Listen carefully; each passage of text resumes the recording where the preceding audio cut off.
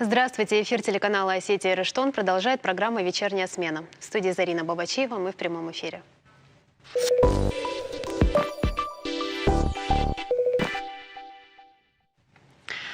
Кого можно назвать героями 2020 года? Безусловно, врачей.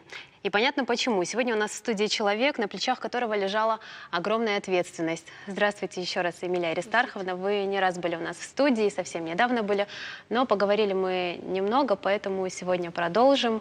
Расскажите, чем вам запомнился этот год, что плохое и что хорошее вы из него вынесли? Ну, год, конечно, был очень примечательный, я бы сказала. Наверное, таких, слава богу, годов немного в жизни каждого человека. Начало года ничего не предвещало. Мы с экранов телевидения смотрели, что-то там в Китае происходит, в каких-то странных одеждах они ходят. А могли ожидать, что это доберется до нас? Да, очень надеялись, что это где-то далеко, это нас не коснется. Когда закончились зимние праздники, наш главный врач объявил учение, что вот мы одеваемся, раздеваемся, будет средство индивидуальной защиты. Вот как тренировочные занятия по чуме и холере проходили в постоянном режиме, и нам это казалось, все равно это было похоже на какую-то сказку, что-то небывалое. Ну, все следили за новостями, за статистикой, куда это распространяется, и очень все надеялись, что до России это не доберется. Ну, конечно, уже в марте было понятно, что нам не избежать. Потом, конечно, было такое событие, когда Москва разрешила разъезжаться по домам всем, ну, кто желает. Вот тогда и пошли первые случаи. Было очень страшно, конечно, потому что ты не знаешь, с кем имеешь дело. Мы как-то лихорадочно готовились, была такая суета. Но чувствовали всегда поддержку извне. Поддержку наших соотечественников издалека, наших людей, которые оставались вне стационара. Это были и рестораторы. Вот хочу отметить, что первыми откликнулся ресторан «Жемчужина», которые старались нас поддержать. Очень недоумевали вот выходу Чельдиева, который вывел народ. Было непонятно, как такое может быть. Как можно не верить медикам, когда были печальные исходы заболевания. Это было очень непонятно.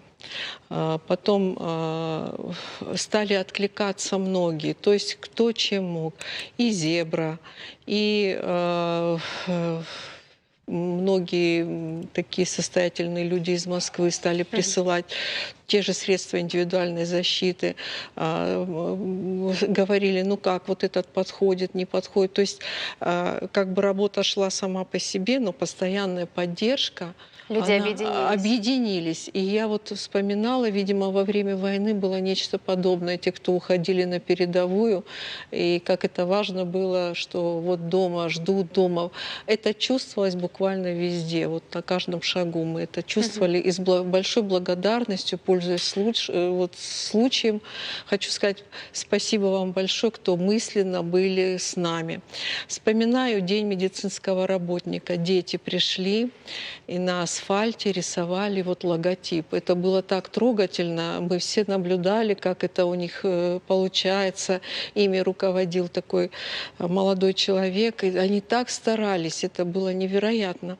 И как только закончилась эта работа, буквально через минут 15 прошел ливневый дождь, и все это смыло. Мы так огорчались, и потом друг у друга перекидывали вот эту фотографию детей с этим логотипом. Потом были баннеры, да, ну и присылали вот на такой-то улице твой портрет, твой портрет. Это тоже было. Да, ну вот мы делали просто свою работу, но как-то журналистам удавалось убедить нас, что мы действительно совершаем какой-то необыкновенный поступок, подвиг. Пошли первые заболевшие сотрудники, всегда за них сильно переживали, чтобы вот как-то помочь, чтобы спасти, чтобы вот все это сделать так, чтобы благополучно закончилось. А потом как-то потихоньку первая волна стихла, мы радовались, что думали, ну не повторится, у нас все так хорошо, уже какая там вторая волна, столько переболела. Но, к сожалению, повторилась. Но просто в чем легче? То, что мы стали более опытные. То Уже есть, готовы. да.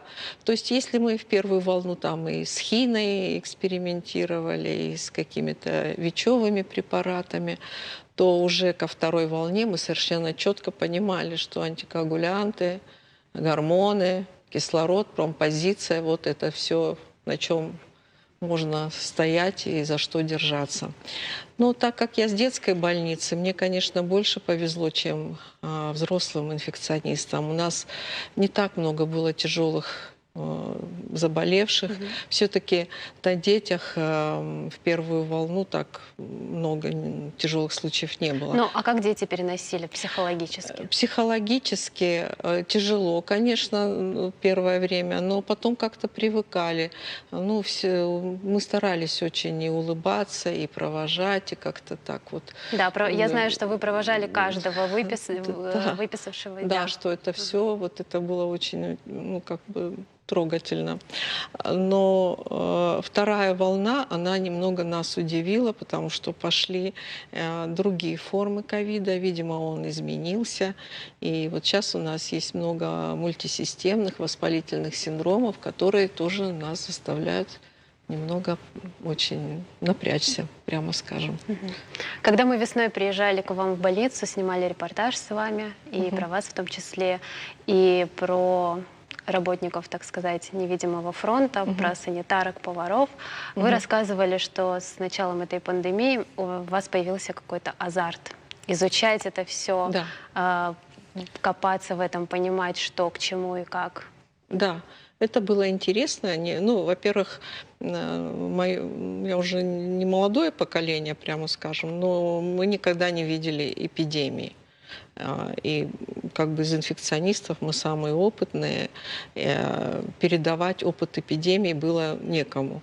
Поэтому все, конечно, шло так вот из литературы, из вот все время наносные новости, каналы, мы все смотрели, как выглядит эта эпидемия. И было удивительно, что вот ты как-то переживаешь такое глобальное событие, не эпидемия, а пандемия. Но что-то в этом было, ну, как бы возвышенное, что-то такое. Но потом, понимаете, это когда вне работы. Когда сидишь вне работы и анализируешь, что и как. А когда ты работаешь, это просто выполняешь свою задачу. Заходишь и отрабатываешь каждого пациента. А бывало такое время, когда можно было и отдохнуть? Ну, конечно, бывало. Не все время же в красной зоне выходишь, там все запишешь, все сделаешь, и потом смотришь, а как у других, что там у других происходит. И вот это время, конечно, тогда а как у тебя дальше пойдет. Да, это было, ну, всегда. И переписывались с коллегами из Сибири. Ну, мы раньше вошли в первую волну, а у них вот первая волна совершенно недавно закончилась. Так что их еще впереди. То, в чем мы сейчас живем. А сколько вы пробыли на работе? Вы ведь не уходили домой? Нет, я, к сожалению, заболела, и меня отправили домой. Я была 2 месяца дома, потом вернулась в обычное отделение. И вот когда началась вторая волна, возглавила резервное отделение ковидное. Вот сейчас, где я работаю, это все началось с конца октября. А как вы переносили? Ну, заболевание у меня протекало в тяжелой форме. Вы рассказывали, что, опять же повторюсь, весной, когда я приезжала к вам, вы рассказывали, что вы совсем не хотели быть врачом, вы даже хотели быть журналистом. Ну да, было такое, потому что, ну, преподавание в школе как-то, видимо, человек, который преподавал нам литературу и русский, на меня так воздействовали, что мне казалось, что это действительно такая профессия интересная, когда можно беседовать, рассказывать, ездить, путешествовать, раскрывать человека. Мне было интересно. Но мама моя была врачом, инфекционистом. Я еще хотела быть археологом. То есть это такие какие-то профессии бы меня больше интересовали. Иронавый же он. Йодат тетта нисышты. Орта асу. Адам алхаттарыншын консморта доктора куш. Журналист, археолог, ой, нису. Орта асма доктора и бакуш. Ну, я пошла без особого энтузиазма, ну, по воле родителей. Ну, а потом я все еще думала, да, ну, возможно, я ее закончу, но, может быть, стану психиатром. Потому что тоже там близко, все к журналистике. Но потом как-то не было вакансии стать психиатром. И в то время, когда заканчиваешь институт, тебе давали направление куда-нибудь. Но к тому времени уже вышла замуж, у меня были дети, никакого распределения я не получила, кроме как Северная Осетия. И когда я пришла к министру, ну, там министр всегда принимал врачей. Он меня спросил, где бы вы хотели работать. Ну, я сказала, я хочу быть участковым терапевтом. Ну, тогда в городе не было мест, и можно было работать где-нибудь в сельской местности. И семья моя, она была с Алагирского района. Я говорю, вот в Алагирский район. Ну, выглядело, видимо, очень креативно. Он сказал, посмотри на себя, и какой Алагирский район. Вы остаетесь в городе. Вот идите в распределение Горздрава, и вот там где-то работаете. Когда я пришла в Горздрав, они сказали, значит, есть два места. Либо скорая помощь, либо детская поликлиника. Ну, педиатрию нам тогда преподавали, мы лечебный факультет преподавали не очень, всего так 2 недели, там какие-то лекции. И лечебники особо педиатрией не заморачивались. Но супруг уже сказал, дети были, ни о каких ночных на скорой помощи, выездах речи быть не может. Поэтому ты идешь в педиатрию. И меня охватил величайший ужас о том, что я не знаю ни доз, ни как подойти к ребенку, и как это ответственно. И я после работы с участка возвращалась и штудировала книги, проходила педиатрию заново. Но мне так сильно повезло.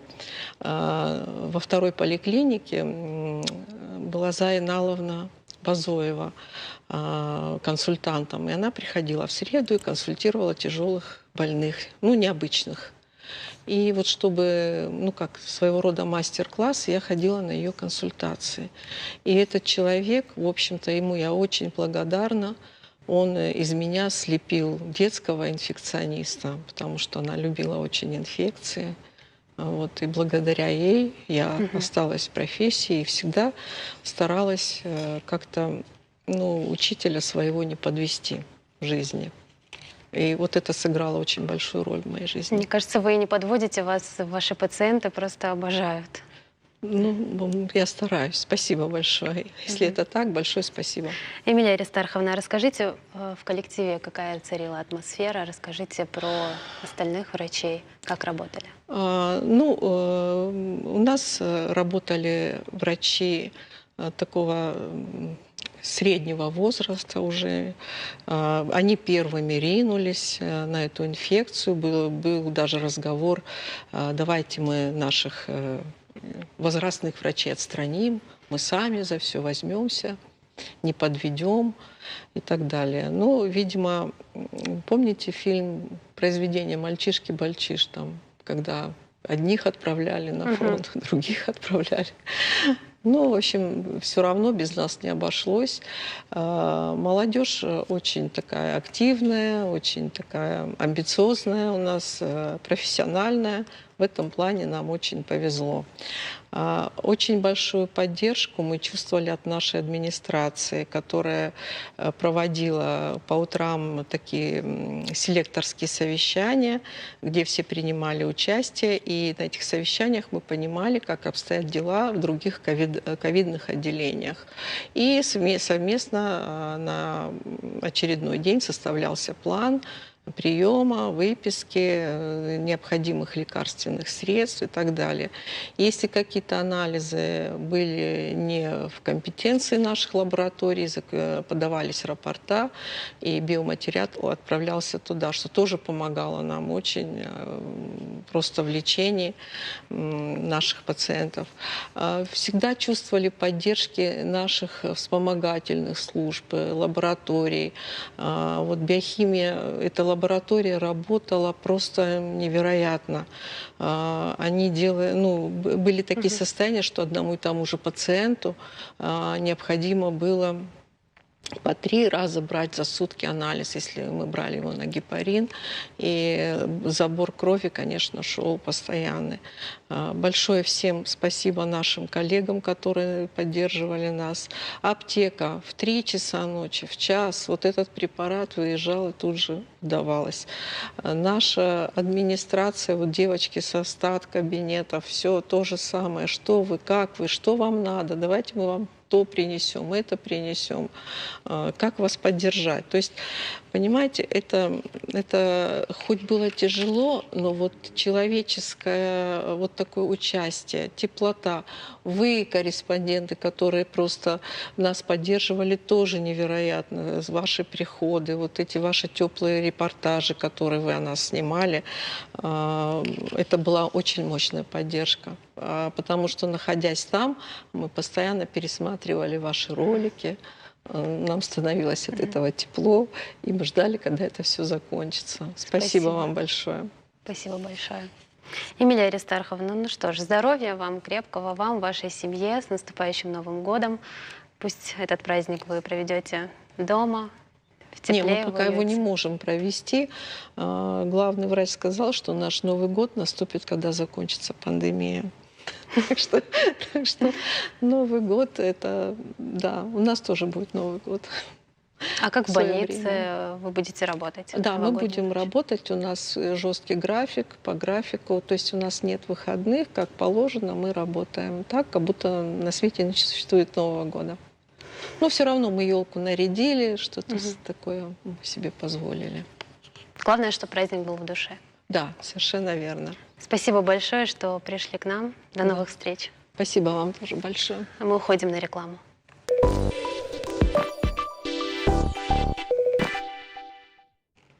А мы снова в эфире. Это «Вечерняя смена». В минувшее воскресенье спасатели нашей страны отмечали профессиональный праздник. Также в этот день исполнилось 30 лет со дня основания Министерства чрезвычайных ситуаций России. О людях, которые жертвуют собой во имя спасения других, мы поговорим сегодня. У нас в гостях сотрудник Северо-Осетинского поисково-спасательного отряда МЧС Георгий Букоев. Здравствуйте, Георгий. Здравствуйте. Расскажите о ваших главных таких достижениях в этом году. Это был непростой год. Много всякого произошло, много где участвовали спасатели. Самые такие достижения: в честь юбилейного года была запланирована акция «30 восхождений на различные вершины в республике». Вот это было самое такое позитивное, положительная такая акция, которую успешно спасатели осуществили. А расскажите, какие вершины вы... Различные вершины Северной Осетии разными группами спасатели совершали восхождения в течение всего года. Финалом акции стало восхождение на высочайшую вершину Северной Осетии, на гору Казбек. Спасатели вшестером совершили восхождение, поздравили коллег и товарищей с праздником. Ну, так прошла вот эта акция.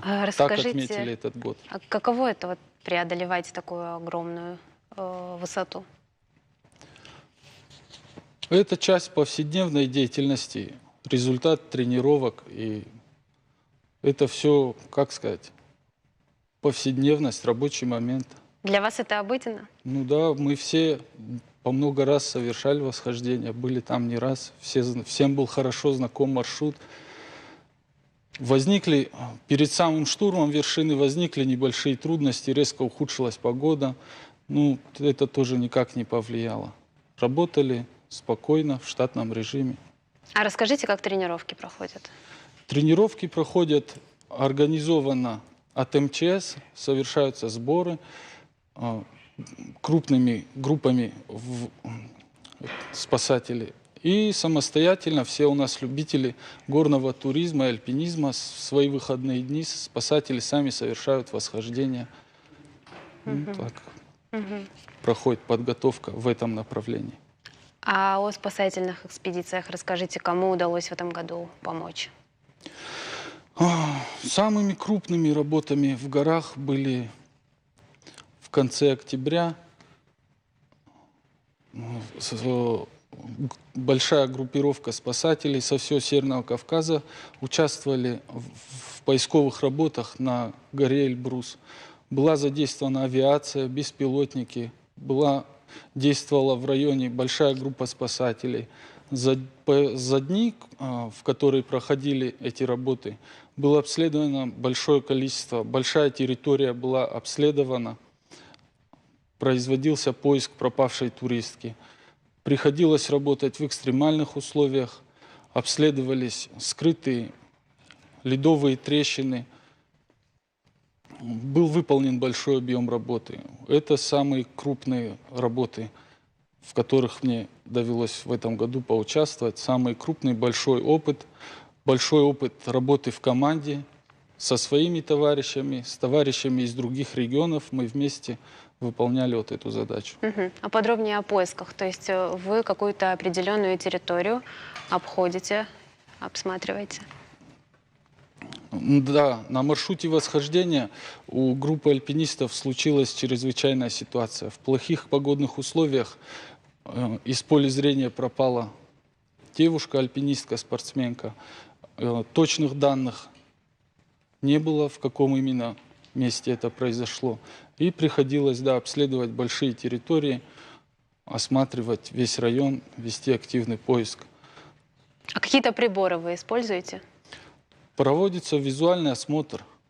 По предполагаемому пути подъема проходят группы спасателей, отклоняясь в разные стороны, обследуя площадь вокруг предполагаемого пути подъема. Насколько я знаю, туристы должны зарегистрироваться, прежде чем куда-то отправиться, да? Туристы, должны регистрироваться, указывать свой точный маршрут.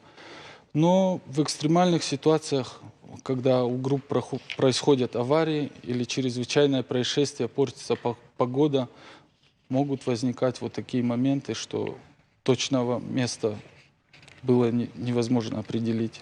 А за какой срок удалось найти? Поиски проводились в течение 5 дней. В конце этих работ ухудшилась очень сильно погода. То есть, работать было уже... И как в этом случае ждать, пока наладится погода? В таких случаях поиски приостанавливаются и ждут улучшения погодных условий. Георгий, насколько я знаю, вы даже не планировали быть спасателем, вы не готовились к этому, вы поступали на экономический, кажется, факультет? Да, я не готовился, но служба в армии, я служил в спасательном центре. И так сложилось, что пришел к этому. Расскажите о вашей профессии. Профессия интересная. Я бы не сказал, что сложная. Интересная. Хороший коллектив, дружные ребята, все профессионалы своего дела. А вот что важнее, физическая подготовка или внутренний стержень?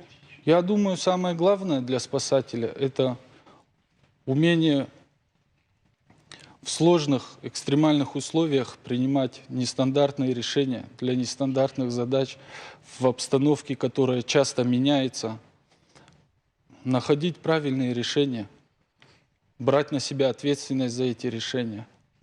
Ошибка может стоить очень дорого. А участвовали в тушении лесных пожаров? За время работы в Осетии нет. Во время службы участвовал, да. Расскажите, что вообще, почему так происходит, что леса горят? Самое главное – это человеческий фактор. Неосторожное обращение, либо наоборот целенаправленный поджог, либо пал сухой травы. Просто неосторожное обращение, пренебрежение элементарными мерами безопасности. Ну, сегодня жители узнали печальную новость о школьниках, которые утонули в Моздоке. Ваши советы, возможно, как правильно себя вести зимой в таких подобных ситуациях? То есть где лед, где заснежено? Ну, у нас особенности нашего региона таковы, что сильных морозов не бывает. Поэтому покататься на катке, это все надо быть очень осторожным и таких вещей себе не позволять, потому что это может привести к беде. Сильных морозов у нас нет. Специально отведенные есть места, катки, все. Там проводить свое время. Под присмотром старших, в первую очередь, должны дети отдыхать. Элементарные вещи, и ими нельзя пренебрегать. Спасибо большое, Георгий, что были с нами. С наступающим вас Новым годом и новых побед, конечно же, в Спасибо. Новом году. А мы уходим на рекламу.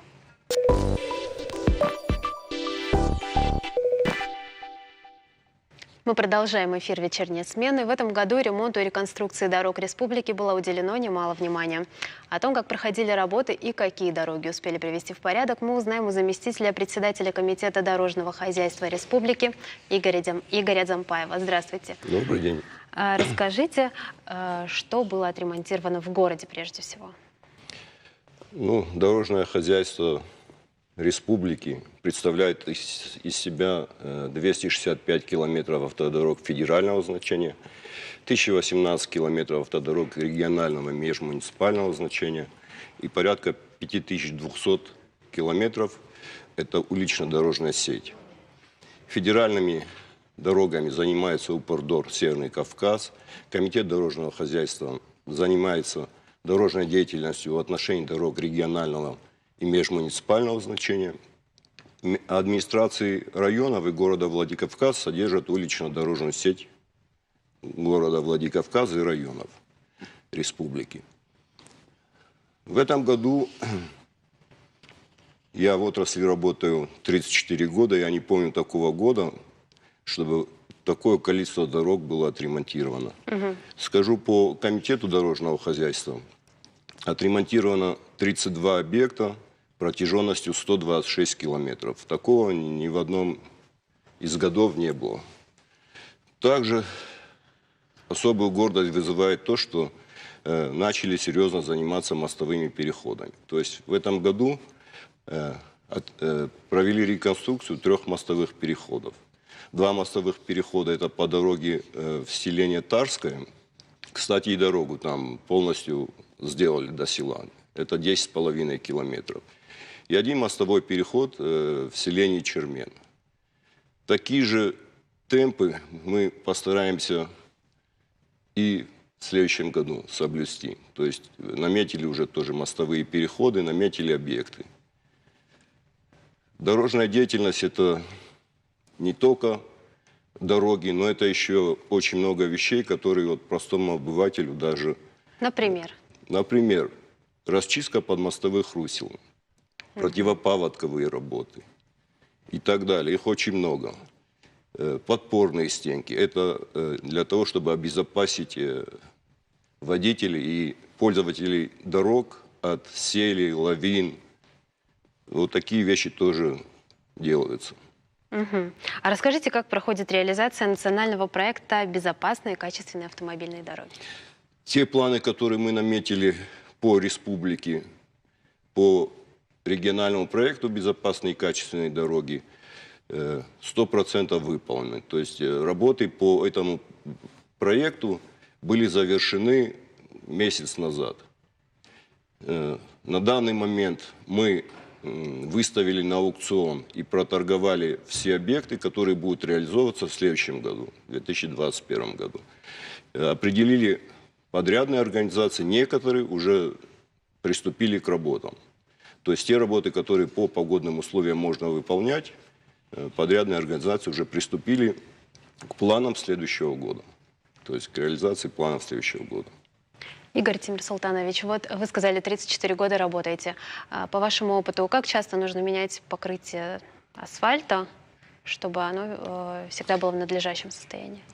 При строительстве, реконструкции это 24 года, при капитальном ремонте это 12 лет, при ремонте тоже от 6 до 12 лет.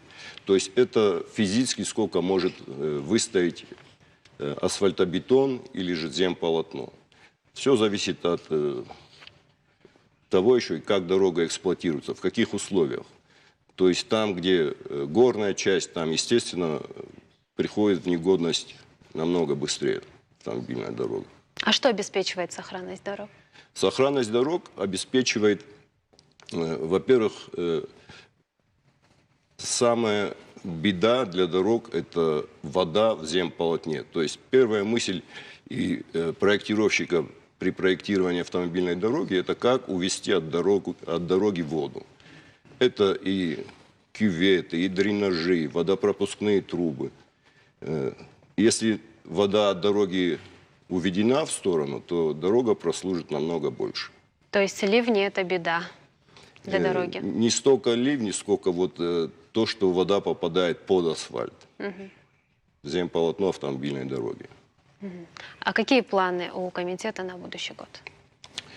У комитета на будущий год на сегодняшний день у нас порядка 30 объектов будет на следующий год. У нас 6 объектов – это строительство, реконструкция, в том числе горно-рекреационному комплексу «Мамисон». В этом году приступили к работам. Работы сейчас ведутся в тоннеле, по реконструкции тоннеля. Ну и также еще есть переходящие объекты. На следующий год планируется реконструкция моста.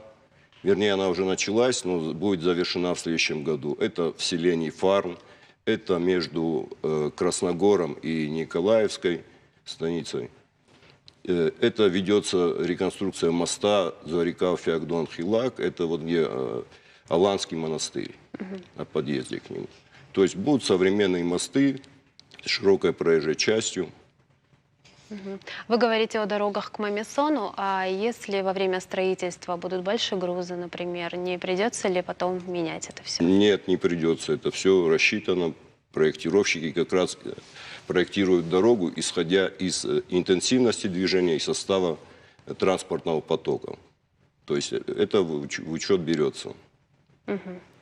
Спасибо большое. Я предлагаю немного сменить тему. Трое наших земляков, Альберт Козаев, Виктор и Азамат Кацкиевы, недавно были удостоены награды «Бронзовые рыцари дорог» за работу в одной из крупнейших транспортных компаний Бельгии.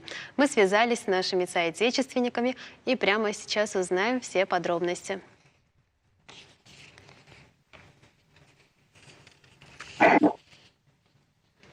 Здравствуйте. Добрый вечер, студия. Здравствуйте, Виктор и Азамат. Здравствуйте, здравствуйте, добрый вечер.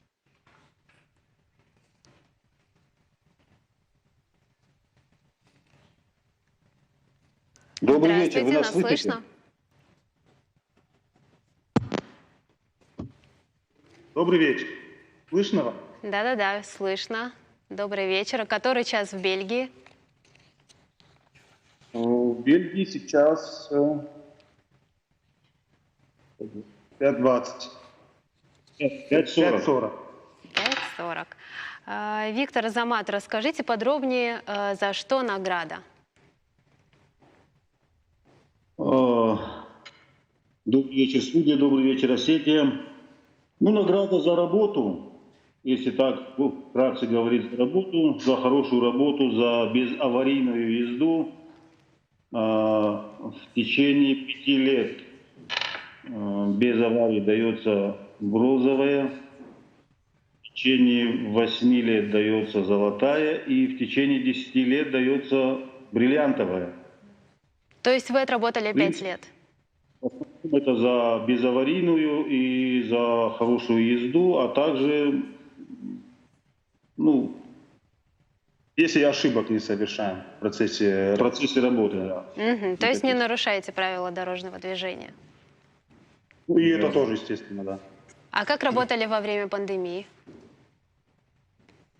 Во время пандемии Но очень многие шофера отказались выходить на работу, и к нам подошел лично наш генеральный директор этой компании и попросил выходить на работу. И мы, естественно, согласились, потому что нужно выходить на линии. Потому что мы работаем на отдельной линии, но он попросил нас выходить на доставку товаров, и очень много людей заказывали по интернету. Очень много разных вещей, и приходилось и доставку этих материалов тоже осуществлять. А расскажите о качестве дорог в Бельгии. Мы как раз говорили сейчас с комитетом нашей республики, с комитетом дорожного хозяйства. Ну, о качестве дорог я могу так сказать. В 2000 году я приехал в эту страну. Дороги были лучше, намного лучше. Сейчас состояние дорог ухудшилось, но все-таки качество остается очень хорошим, потому что усилие дается, конечно, по автомагистралям, крупным автомагистралям. Они в очень хорошем состоянии содержатся, да. Но и национальные тоже. Но если сравнивать с 2000-ми годами и в нынешней ситуации, то немного дороги стали хуже. А сколько лет вы в Бельгии? Я уже 20 лет. Я 13. А когда последний раз в Осетии были? Я был 2 года назад. Я тоже. Что-то В связи с поменялось? пандемией. Заметили изменения какие-то? Вы знаете, в лучшую сторону. Изменения есть в лучшую сторону. Мы это замечаем. Может даже отсюда это более видно, что изменения есть. И изменения, на наш взгляд, все-таки изменения в лучшую сторону в Осетии. А расскажите И про по-моему, настроение жителей Бельгии. Есть новогоднее настроение? Готовитесь к празднику? Новогоднее настроение есть, оно присутствует, если честно сказать, немножечко совсем. Потому что сейчас у нас такие правила, что мы друг к другу пойти не можем. Потому что правила в Бельгии сейчас очень жесткие. Это один человек имеет право посетить семью. Это в данный момент я пришел к Азамату домой, я имею право, как один человек. Уже даже если со мной будет мой сын или моя дочь, мы не имеем права посещать. да. Очень строго. А как планируете Новый год отмечать? Постараемся, В кругу семьи. постараемся все-таки что-нибудь придумать и вместе, естественно. Каждый у себя дома. Да, в этом году так получается. Не получилось у нас приехать и в Осетию. И вот Альберт Козаев, который третий человек Победитель. Осетии, он живет чуть подальше от нас, около 80 километров. И уже он не имел права приехать сюда. Виктор, Азамат, спасибо большое, что связались с нами. С наступающим Новым годом и здоровья. Вам Вас спасибо. тоже. Вас тоже с наступающим Всего Новым хорошего. годом. Берегите себя и здоровья вам. Спасибо, До до свидания. свидания. Но несмотря на все сложности этого года, праздник все-таки приближается. И, можно сказать, он у нас в студии сегодня. Постойте, постойте. А вот и Дедушка Мороз. Здравствуйте, дедушка. Здравствуйте, здравствуйте, с наступающим вас Новым годом. Спасибо, дедушка, и вас тоже. Как настроение? Ой, настроение очень хорошее. Конечно, такие слова услышать. У нас дороги новые будут строиться, нам очень приятно. Дед Мороз тоже ходит по этим дорогам. Во всяких кочках. А сейчас Как у нас будут добирались косые к нам, дороги. дедушка? Как добирались? Ох, очень хорошо, очень хорошо. Ну, чуть-чуть устал, дедушка все равно. Чего поделать? Присаживайтесь, дедушка. Присяду, присяду. У вас очень необычный наряд. Да. Очень необычный, очень это красивый. потому что я осетинский Дедушка Мороз. Национальный, у нас вот черта вот такая вот у нас. Тенграшух. Черкеска, бурка, шапка национальная, вот так. И посох который подарил мне в шате. Это не простой посох, а посох олень. В нужное время он превращается в оленя и везет меня к ребятам нашим для поздравлений. А вы в этом году были уже у ребят? Был в Осветинском театре, у них там бывают праздники. Я к ним прихожу, поздравляю, играю с ребятами, поем, веселимся. Ну, знаете, некоторые ребята не смогли встретиться с Дедушкой Морозом, потому что ограничительные меры. И я вот знаю, вы не просто так к нам сегодня пришли. Можете напрямую обратиться к ребятам, которые очень ждут ваших поздравлений. Да, конечно же, конечно же. До меня дошло, что в 5-й гимназии 2-му классу сообщили, что якобы Дедушка Мороз заболел коронавирусом и умер. Ничего подобного, ребята. Вот вы видите меня живым и здоровым. И обещаю с вами праздновать Новый год и подарить вам всем подарочки. Спасибо, Дедушка Мороз. Ребята все ждали, все смотрели. Мы всех предупредили, они включили телевизоры и увидели вас. Ну вот, и мне тоже приятно. Вы очень красивый, Дедушка Мороз. Спасибо, спасибо вам, спасибо. Наша программа подошла к концу. Спасибо, что были с нами. С наступающим вас Новым годом и до новых встреч.